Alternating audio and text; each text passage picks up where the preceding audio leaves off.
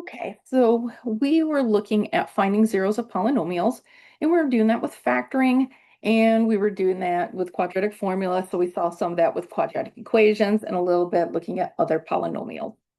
What we're going to do is we're going to look at some other techniques that we have for finding zeros. So before we can even go to these factoring theorems, we need to talk about dividing polynomials. We're going to do both long division and synthetic division. Partly because synthetic division is quicker, but long division may be needed if you are doing something that, like if you're dividing by polynomials with a degree greater than 1. So when we do long division, the first thing you want to definitely make sure is you arrange both terms of your dividend and divisor in ascending powers of any variable. And I'm going to add here, because we're going to need this later, replace any missing terms with the term with a coefficient of 0. It might not make sense now, but it will in a bit.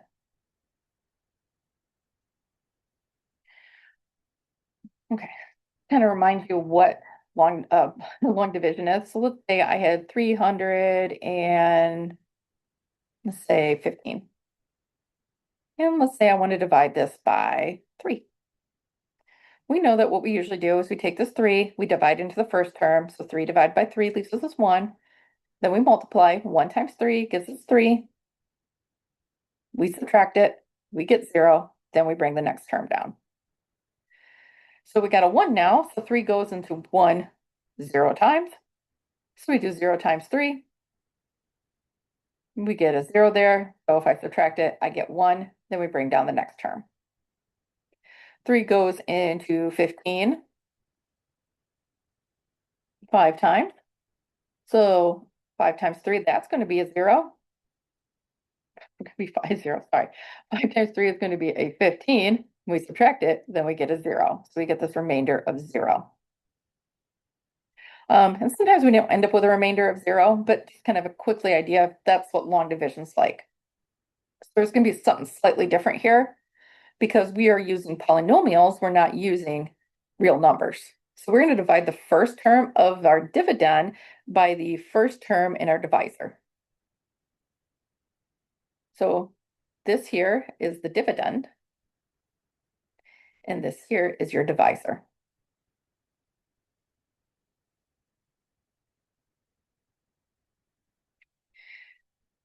Then what we're going to do is we're going to write the resulting first term in our quotient.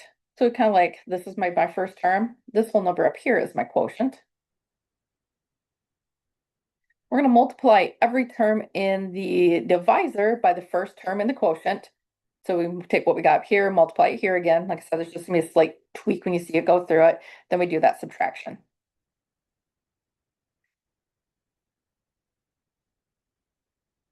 Get rid of that part. Then we're going to bring down the next term, just like we do with long division. And we write it next, bring down the next term to the original dividend and write it next to the remainder to form a new dividend. So we just bring it down here. So this is what my remainder was, is 1, so I brought down that 5. So we just keep repeating this until we get a remainder that no longer can be divided, like we got down here. We got that 0. So that was my remainder. That's where I ended the whole process. So it's going to be very similar to your long division, just like weak to it. Let's get to some theorems here. So the divisor algorithm. So we're going to have f and d. We're going to say f is your dividend and d is your divisor. So if f and d are polynomials, with d is not equal to 0, meaning it's not a polynomial that is equal to 0, you could still have places where it's equal to 0, that's fine. And the degree of d is less than or equal to the degree of f. So we want to divide by something of a lesser degree. Then there exists a unique polynomial, q, which is going to be called my quotient, essentially, and my r, which is going to be my remainder. All right, so just going back, we had 315 divided by 3, and we ended up with this 105, and then this remainder of 0. So what that means is that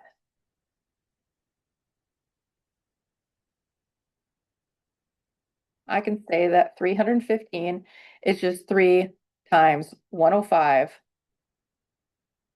plus 0.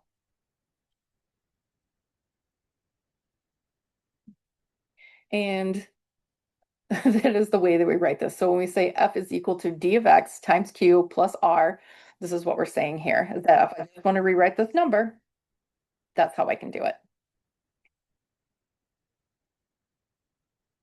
Okay. So the plus of this is that it's going to tell me a few things about what's going on.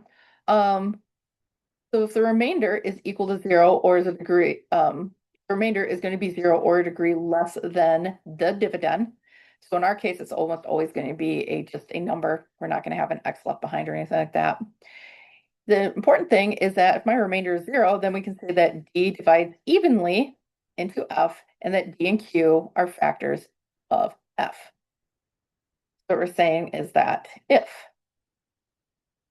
r of x equals 0, then really what we have is that f of x is just equal to d of x times q of x. So basically, we're saying fx is the product of two polynomials. We've seen that several times. It would be like if I had x minus 6 times x plus 3. Those are two polynomials. They're going to multiply to give me a new polynomial. That's going to be f. So we're basically trying to find factors. Now remember, when you do polynomial long division, you might not be actually finding factors. Okay. So here we are going to have my dividend and my divisor. So we want to divide the dividend, so the 7 minus 11x minus 3x squared plus 2x cubed, by minus 3. The first thing you want to do is make sure your divisor is in order from largest degree to smallest, which came that way, and your dividend is the same. So here we have to rearrange it to x cubed minus 3x squared minus 11x plus 7. Okay. So polynomial long division, like I said, it's going to be very close to what you do with the other numbers, just a little different here. We are going to take this x, the first term of your divisor, and divide it into the first term of your dividend. So we want to take 2x cubed and divide it by x. And what's left behind is 2x squared. 2x squared goes here. So we're making sure that everything stays in the same place. So it's kind of like matching like terms. Since this is where my x squared is, that's where the quotient part with the x squared is going to go. Then we just take our number here, and then we multiply it to your divisor. So we just multiply it to the whole divisor. And we're going to get 2x cubed minus 6x squared. So that is going to go right here. So just remember that with long division, what we did was this number, and this time, in case of polynomial, was being subtracted. So we have 2x cubed minus 2x cubed, which is 0. We have minus 3x squared minus minus, so minus 3x squared plus 6x squared. We're getting plus 3x squared. Then we bring down the next term. So we bring down that 11x. All right, so we'll repeat this one more time. So we're going to take this x again, but this time we're dividing it into, because basically the 0 doesn't matter. We kind of ignore it. We don't really write that 0. This is really what I have here. So this is like the new polynomial I'm dividing into. So x divides into the 3x squared. 3x squared divided by x is going to leave me with 3x. So I put plus 3x up here. Now 3x times x minus 3 That is going to be 3x squared minus 9x. So we're going to write that here, and then we're going to subtract. So 3x squared minus 3x is going to be a 0 again. Minus 11x minus 11x plus 9x leaves me with negative 2x. Then we bring down the remaining term. All right, like I said, we don't need that 0. The last bit, I think we kind of got the pattern here. So x divides into 2x squared, leaving me with a negative 2. Negative 2 times 2 minus 3 is going to be negative 2x plus 6. We're subtracting all of this. So negative 2x minus negative 2x is going to leave me with 0. 7 minus 6 is going to leave me with 1. So my remainder is going to be 1. So my situation is this. I have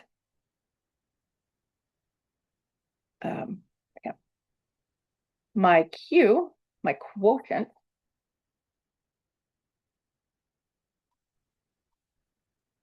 is going to be 2x squared plus 3x minus 2. My remainder is going to be that 1, and then we divide by the divisor. So what we have here is that f of x is going to be equal to, let me go back and rewrite that. We'll say r is just 1. So what we can say then is that we have, let's not say even f of x, let's just say our whole polynomial. 2x cubed minus 3x squared minus 11x plus 7 divided by x minus 3 is actually going to leave us with 2x squared plus 3x minus 2. And then what we do with that remainder is that we put the remainder and then we divide by the divisor. So another way of saying this is that we got 2x squared minus 2x cubed minus 3x squared minus 11x plus 7 is equal to x minus 3. So your divisor times your quotient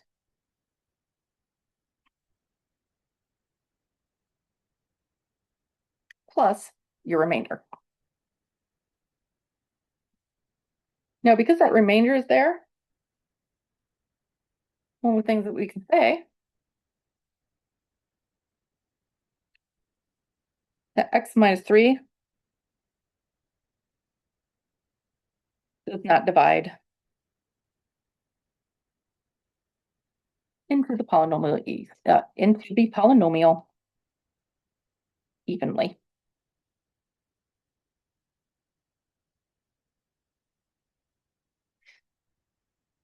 Okay. So what that means, we're going to see here, is that x minus 3 is not a factor of the polynomial. We will come back to that. So take a moment with this one. You have 3x squared plus 5x minus 1, and you are going to divide by x plus 1.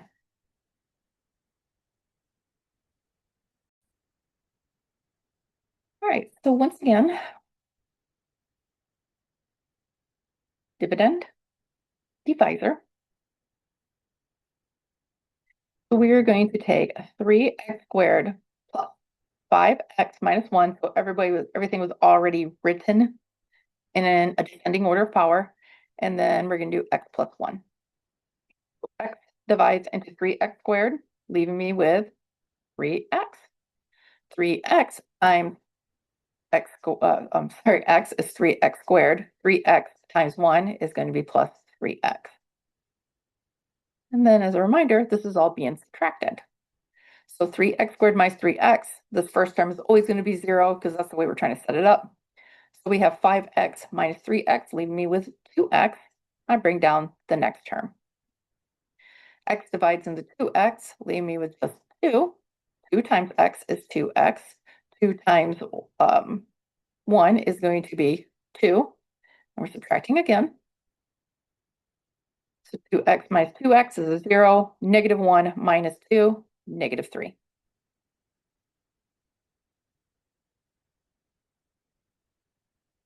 Okay.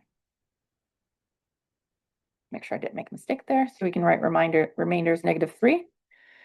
So what we have is my quotient, my Q, is the 3x plus 1. My R, x, is going to be the minus 3. So what we can say, and remember, this here is my d of x, and this is my f of x. And we said that f of x is equal to d of x times q of x plus r of x. So what we have here is that 3x squared plus 5x minus 1 is equal to x plus 1 times 3x plus 2 minus 3. Or we can say that 3x squared plus 5x minus 1 divided by x plus 1 is equal to, we would have to write 3x plus 2, and then because we're dividing out this x plus 3, we divide out of this, minus 3 over x plus 1. So you might be asked to rewrite everything like this, or sometimes you're asked to rewrite everything like this.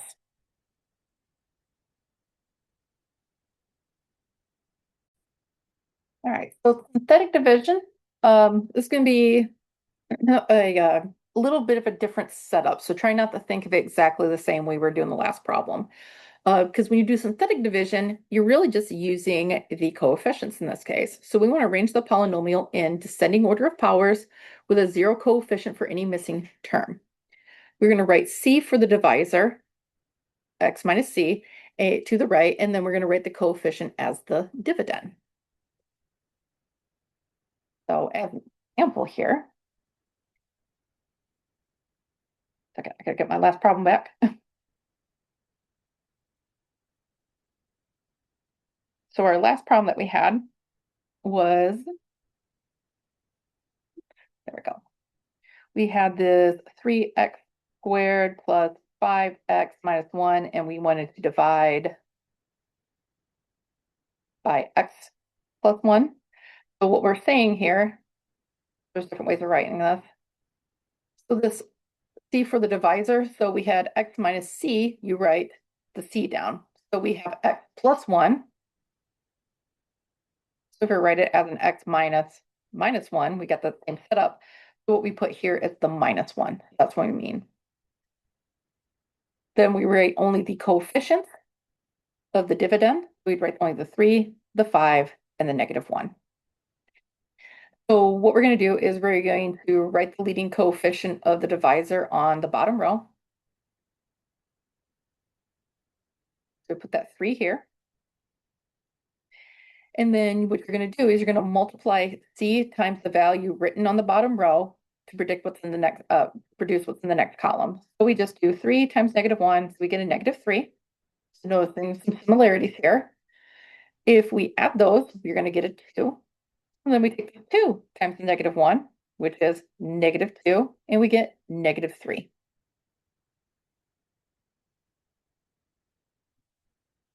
Like I said, we add the value of the new column with the sum in the bottom row, like we do right here. And we just repeat this until all our columns are filled up. So you're going to use the numbers in the last row to write your quotient plus your remainder. So it's always going to be set up like this. This is going to be your remainder. Then this here is going to be the constant term, so the one without an x. And then you're going to start with the term with an x1, and then assuming it was here, you'd have the x2, and assuming it was here, you'd have the x3. So what we're left with is that my quotient part is going to be 3x plus 2, and my remainder is going to be the negative 3.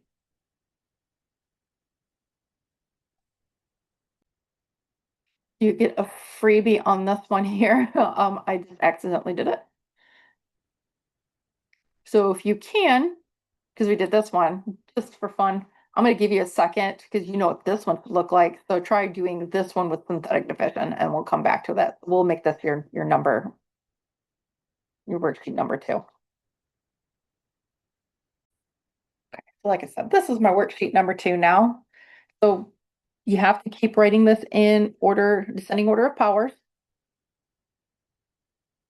So we have an x minus 3. So remember what it was is that if you have x minus c, then you're just going to use the c.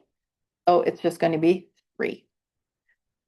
Now here we have a 3, or sorry, a 2, negative 3, negative 11, and then 7. So the first term just drops down, and you go 2 times 3, well, that is 6. Then we add. So remember, we're adding, not subtracting this time. Partly because we changed this from a positive to a negative, it switches our operators. That's why we're adding in this case. So negative 3 plus 6 leaves me with 3. 3 times 3 is 9. Negative 11 times plus 9 is going to leave me with negative 2. Negative 2 times 3 is negative 6. Leave me with a 1. So we get remainder, constant, x squared. So the quotient part is just this part right here. So we have a 2x squared, a 3x, and then a constant of negative 2. And then my remainder is just going to be the 1. So like I said, we're exactly the same as the other way that we were doing it with the long division. Like I said, there's just some benefits to being able to do the long division that you might come across later. All right, so try again with 3 here. So you just have a little different polynomial. You got x cubed minus 7x minus 6. So notice that your square term is missing. So what we said back here was that if, oops, one more. Anything that's missing a term, missing term, and with our descending powers, we're just going to write a 0 in that spot. And then we're going to divide by x plus 2. Okay.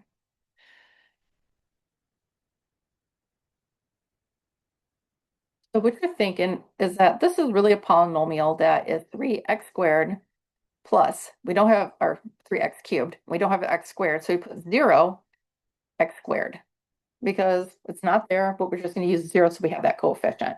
If you're doing polynomial long division, you want to do the same thing. You just replace it with that 0 coefficient. Then we have 7x minus 6. So once again, x minus c means that we're going to divide by c, or multiply by c is more like what we're doing. So what we're going to do is that we have x plus 2. So that means that I'm going to use a negative 2. So the sign switches. So minus 2. Then we have a coefficient of 1 here, so we write 1. Then we write the 0, the negative 7, and the negative 6. And remember, everything here is going to be multiplication. We don't write that multiplication sign, but that's what we're doing. So we drop the first term, that 1. 1 times negative 2, negative 2. 0 plus negative 2 is negative 2. Negative 2 times 2 is 4. So we're going to end up dropping down a negative 7 plus 4 is negative 3. So negative 3 times negative 2 is positive 6. And we get negative 6 plus 6 leaves me with a 0. So this time we have a remainder of 0. So remember, remainder, constant. And then we go x, x2, and then we do x3, x4, x5, if we have more powers there. So your quotient is always the first 3. So we get 1 times x squared, negative 2 times x. Negative 3 is my constant, and my remainder is going to be 0. So, because we're going to come up to this here in just a second, what this means is that if I have x cubed minus 7x minus 6, that is going to be equal to, remember, your divisor times your quotient. So your x plus 2 and my quotient of x squared minus 2x minus 3 plus the remainder, which is at 0. So really, we're just left with a x plus 2 x times x squared plus, times x squared minus 2x minus 3. So what we see, I'll write it over here, x plus 2 divides evenly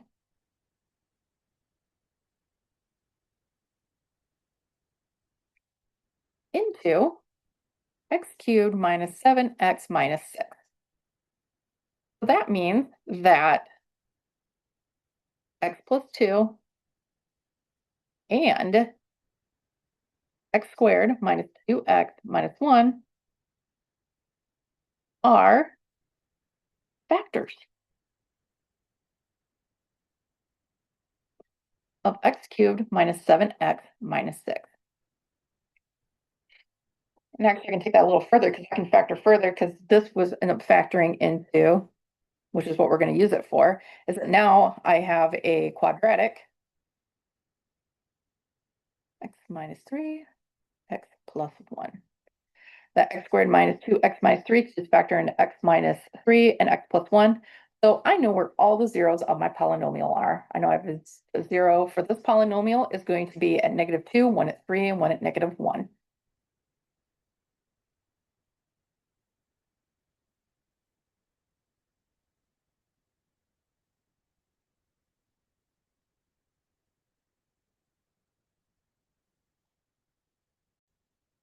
All right, so this brings us to what we're going to call the remainder theorem. So if a polynomial f of c is divided by x minus c, then the remainder is going to be fc. Okay. Then we have this other part that says let fx be a polynomial. If fc equals 0, then x minus c is a factor of fx. If x minus c is a factor of fx, then f of c equals 0. So we're going to go back to what exactly does that all mean? So if we go back to this problem here, we know that this had a remainder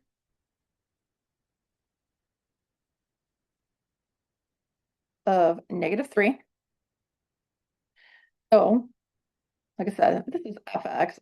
Fx is going to be 3x squared, 5x minus 1. So if we did f of, so remember, c was going to be that -1,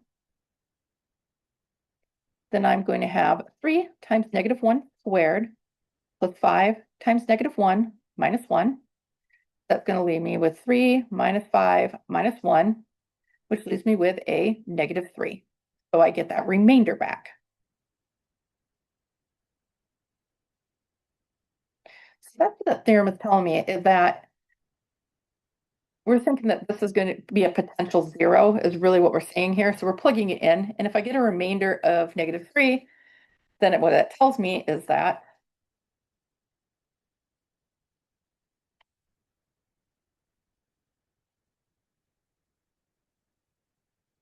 f minus f -1 is not 0. Therefore, x plus 1 is not a factor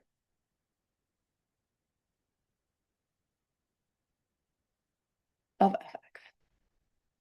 So that is what the combination of the remainder theorem and our other theorem was telling us, is that if I can plug in my, like I said, the possible factor here, so this is x plus 1, we're thinking that -1 may be a potential 0.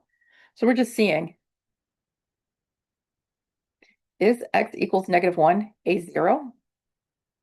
And what we see here, it is not. And since it is not a 0, the factor of x plus 1 is not going to, or sorry, the binomial of x plus 1 is not going to be a factor of our polynomial. So it's a way to decide quickly if something is actually going to be a factor or not.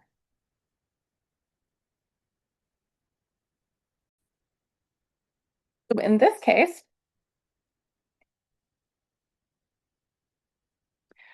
we found that we had a remainder of 0.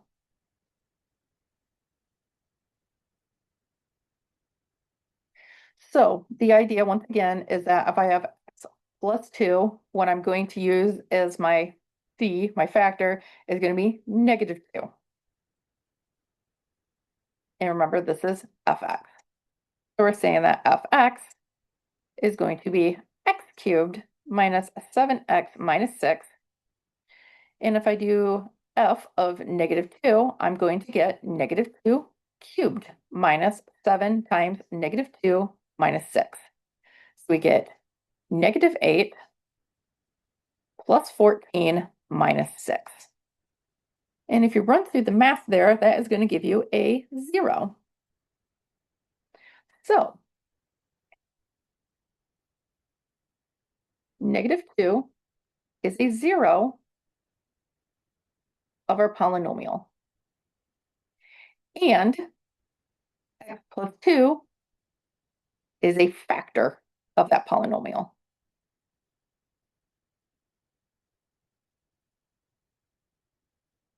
So if I want to test the sum as a factor very quick, like I said, I have, well, if it's something like x plus 2, so a binomial with a 1-degree binomial, then we can easily test it. And if we end up with a remainder of 0, we know that we have a 0 and we know what the factor is.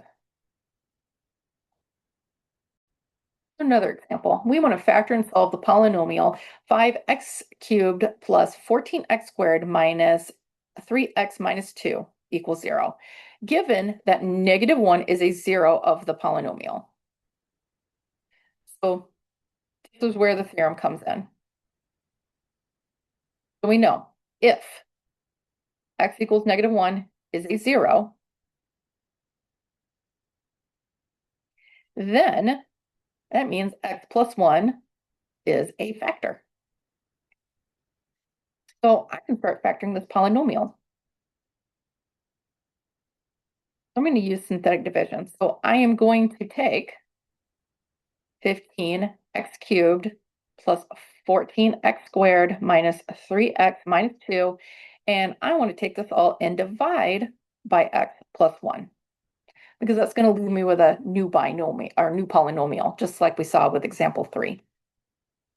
So if I use synthetic division, then the factor is x plus 1, but the 0 I'm looking for is that -1. So we put -1 here. Then I just need to have my coefficients. So I need a 15 for the cubed, 14 for the square, a -3 for the x, and a -2 for the constant. If I drop the 15, 15 times -1, -15. 14 times -15, -1. -1 times 1 is going to be 1. -3, not times, sorry. Yeah, plus here, times here. There we go. -3 plus 1 is -2. -2 times -1 is +2. -2 plus 2 is 0. So we know things are right if we got this remainder as 0. And this part here is my quotient. So my Q is going to be 15 x squared minus x minus 2. So what I have now is that I know that 15 x cubed plus 14x squared minus 3x minus 11 is going to be equal to the x plus 1, because that is a factor. That's what we were dividing by, and 15x squared minus x minus 2. So all we need to do if we wanted to solve my polynomials that equals 0 is factor this completely.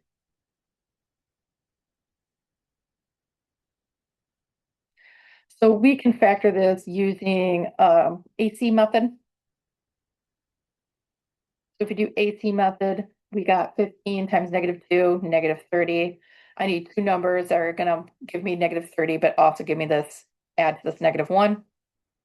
So this is a product of -6 times 5 We know that -6 plus 5 would give me the -1 like we got here in the center. So I can take this and break it into 15x squared minus 6x plus 5x minus 2. If I do my groups, give myself a little extra space here. This is why we bother with AC method, because we have tons of ways of figuring out where something is equal to 0, but when we need to factor, we still need to use that AC method. So we're going to get factor out a3, 3x, leaving me with 5x minus 2. And then here, we just got that 1, and we have 5x minus 2. I'm going to factor into 5x minus 2 and 3x plus 1. So what we have is this. 15 cubed plus 14x squared minus 3x minus 2 factors into plus 1. And because we just factored this, we know that this factors into a 15x minus 2, or sorry, 5x minus 2 and a 3x plus 1.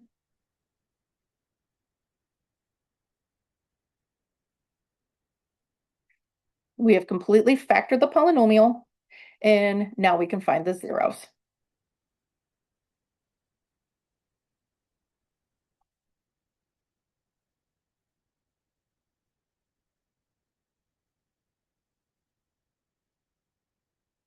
So we set each term equal to 1 because either x plus 1 equals 0, or 5x minus 2 equals 0, or 3x plus 1 equals 0, and we solve for x, so x is equal to -1. Here we get 5x is equal to +2, meaning x is equal to 2 over 5, and here we get 3x is equal to -1, meaning that x is equal to -1 divided by 3. So my zeros are going to be x equals -1, x equals -1/3, and x is equal to 2/5.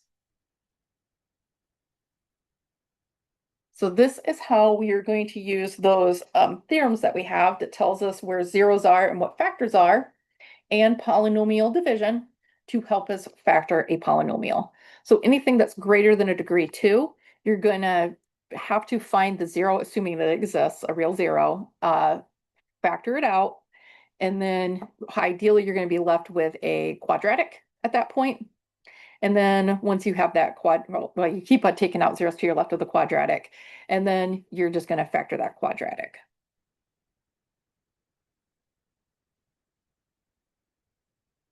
Okay.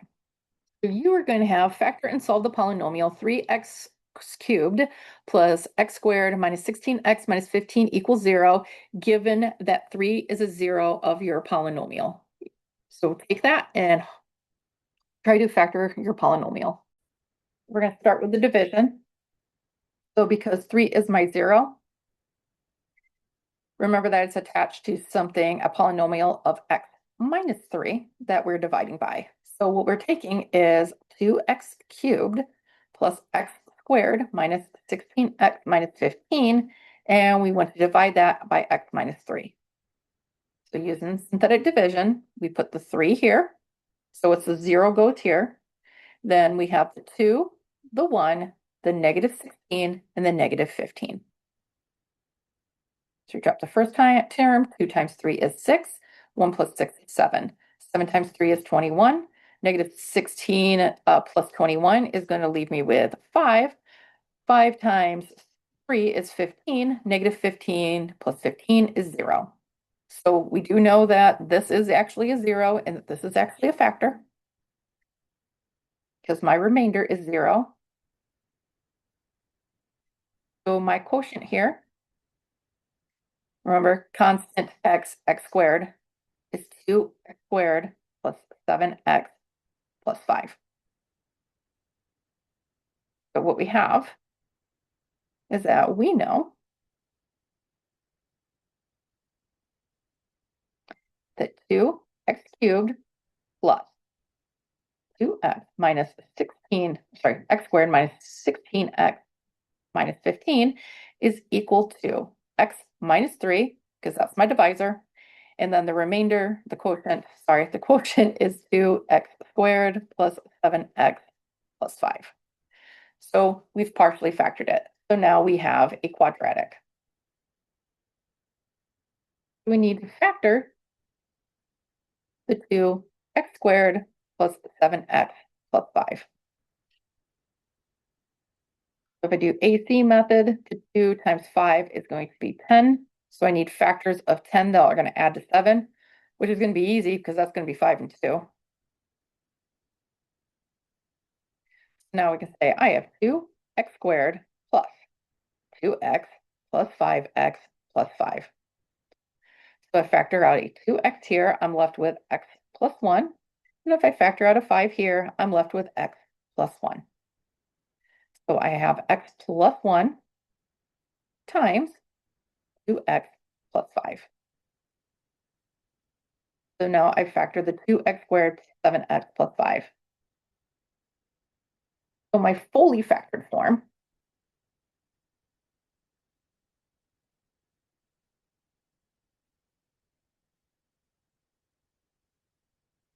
so 2x cubed plus x squared minus 16x minus 15 is going to be equal to x plus 1.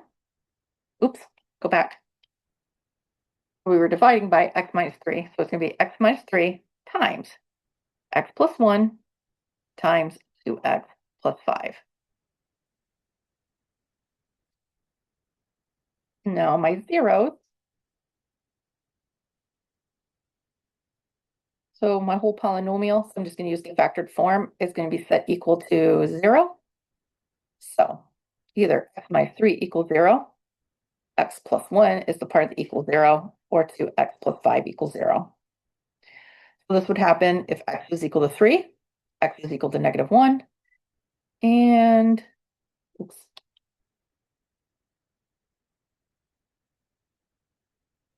x is equal to negative 5 halves. So my zeros are x equals negative 5 halves, negative 1, and 3.